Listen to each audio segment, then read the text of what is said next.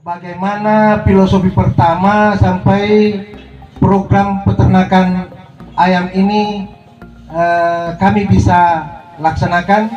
Pertama-tama saya mau informasikan kepada Bapak Ibu sekalian, Kapoloko Bina yang sana, bahwa saya ini adalah putra asli Luwu sebetulnya, dan keluarga besar saya juga banyak di Larompong. Minta maaf, saya juga adalah bagian dari keluarga almarhum Bapak Amru Kasim. Ya, ini perlu. Jadi nenek saya asli orang Balambang, kakek saya ya campuran, ada apa kalau di Sanggala dan Eropa pada umumnya. Yang saya pernah sempat dengar dari orang tua saya itu, kalau saya tidak salah di Larompong ini ada namanya Tosi Bangareng, itu dari rumput saya. Tapi ya itulah barangkali bagian yang membuat saya terpanggil untuk itu, dan terlepas dari hubungan kekerabatan, namun menjadi penting buat kita yang harus kita pahami bahwa hidup kita ini adalah singkat dan harus bermanfaat untuk orang banyak. Paling tidak kita bisa memberikan hal-hal yang positif kepada sesama manusia, karena percaya atau tidak bahwa amal jariah kita itu bersumber daripada tindak lanjut kita, tindak laku kita kepada sesama manusia. Jadi apa yang saya lakukan ini semata-mata karena saya berharap ridho Allah Subhanahu wa Ta'ala. Bila mana Bapak Ibu sekalian berhasil dan mensyukuri hasil kerja Bapak itu sendiri, tentu ada rasa syukur, dan saya yakin bahwa biasanya juga akan kembali ke kami pribadi dan keluarga. Nah, sekali lagi bahwa awal mulanya program ini, di samping dukungan dari teman-teman atau kerabat, salah satu mitra kami di Papua, dia orang Nasrani, Chinese, Peranakan Ambon. Dia sempat kena imbas dari pertikaian SARA di Ambon sehingga lari ke Sorong. Dia punya aset sampai habis dibakar di Sorong, di Ambon Pak. Dia lari ke Sorong dan alhamdulillah dia berhasil sana. Dan di saat itu beliau sudah berikrar bahwa dia tidak akan membeda-bedakan dari suku mana, latar agama apa, karena hanya itu yang bisa menyelamatkan kita-kita yang selalu berpolemik dengan SARA yang ada. Nah, ini juga di Larompong dan Luwu pada umumnya. Saya berharap karena kita ini adalah masyarakat yang saya punya keluarga ini, masyarakat kita ini terpancing dengan isu-isu yang macam itu untuk kepentingan kelompok dan pribadi orang-orang yang bersangkutan. Keliling walaupun tidak semuanya, dia sangat punya atensi yang kuat, punya kepedulian yang kuat, ngomong ke saya bahwa Pak Saifuddin, walaupun Bapak lama merantau, sudah menikmati sedikit rezeki yang Tuhan kasih, kalau belum berhasil membagi rasa dengan keluarga di kampung, itu belum ada apa-apanya.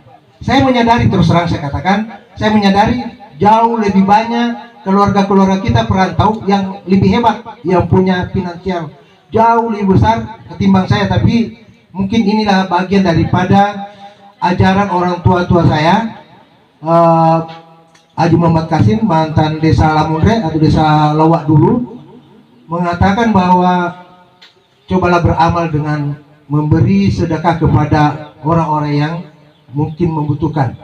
Dan saya percaya bahwa apa yang kita lakukan ini adalah bagian daripada sedekah amal jariah buat kita sekalian. Dan saya percaya juga bahwa Bapak Ibu yang ada di kelompok ini bisa betul-betul bekerja maksimal untuk bisa sama-sama mendistribusikan hasil kerja kita ini kepada kelompok-kelompok lain, sehingga semua masyarakat di Larompong khususnya yang ada di kelompok Tuntas 02 ini betul-betul bisa dirasakan oleh keluarga kita semua pada umumnya.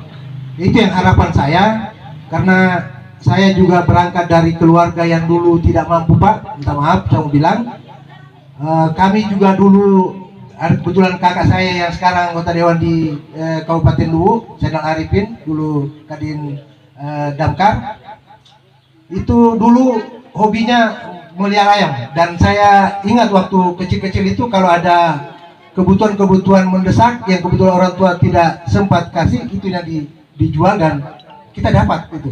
Nah, saya berharap juga kalau Bapak Ibu sekalian dengan keadaan kondisi yang ada sekarang, mungkin kalau untuk hanya beli buku, pulpen dan sebagainya, mungkin masih bisa dipenuhi dengan kegiatan-kegiatan ini. Yang penting kita punya niat baik untuk bisa betul-betul bekerja dan bisa mengembangkan, bukan hanya pada saat ini. Saya berharap, harapan saya itu, dan kemungkinan dan saya pasti yakin tim sudah mensosialisasikan kiat-kiat dan tujuan pembentukan peternakan ini. Tentu saya tidak terlalu jauh ke sana karena tujuan akhir kita itu bagaimana meningkatkan ekonomi kerakyatan yang saling mendukung. Pak, Ibu, saya beternak ayam kampung itu hanya 180 ekor. Ya, 180 ekor itu saya mulai di tanggal 20 bulan 2 2020. Nah, setelah berproses dari tanggal 20 itu saya mulai memasukkan anak ayam atau DOC ke kandang saya. Menjelang Idul Fitri saya panen. Nah, dan saya juga tidak menyangka saya bisa mendapatkan omset di atas 10 juta. Ya.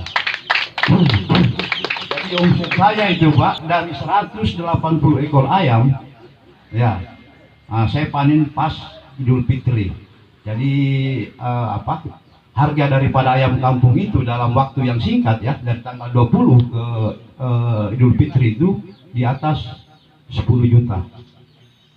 Jadi kemarin itu dengan adanya pandemi, ya, orang pusing kiri kanan. Saya malah senang-senang saja. Ya, kenapa? Karena saya pikir ini uang ini, ya, orang setengah mati apa segala, bagaimana ini mau Idul Fitri ini, di mana kita dapat Panglima? Barangkali ada yang tidak tahu di sini Panglima. Nah, itu Panglimanu katanya itu Panglima. Ya. Jadi dengan adanya itu, ya, jadi usaha ini sangat menarik dan menjanjikan. Ya, saya ini Pak Bu ASN, tapi mau beternak. Jadi kalau ibu-ibu semua ini, bapak-bapak ini mau beternak, lebih hebat nantinya dari saya. Kenapa? Karena waktu saya ini kan terbatas. Jam 7.30 harus ke kantor. Sampai jam 12 pulang ke rumah.